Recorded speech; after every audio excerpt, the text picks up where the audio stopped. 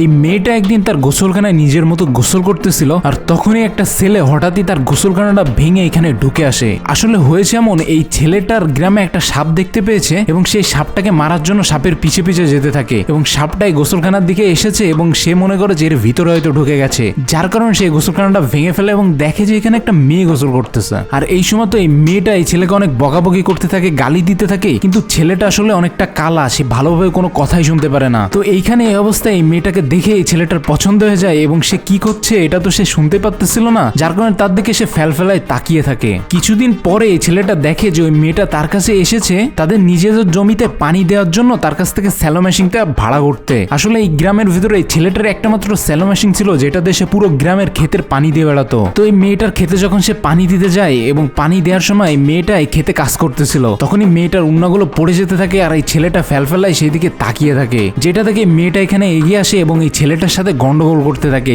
কিন্তু ছেলেটা তো কানে ভালো শুনতেই পারতো না, কিন্তু এই মেয়েটা তো এমন কিছু জানেই না, যার কারণে সে তাকে বকতে থাকে আর ছেলেটা বুঝতেই পারে না মেয়েটা তাকে কি বলতেছে।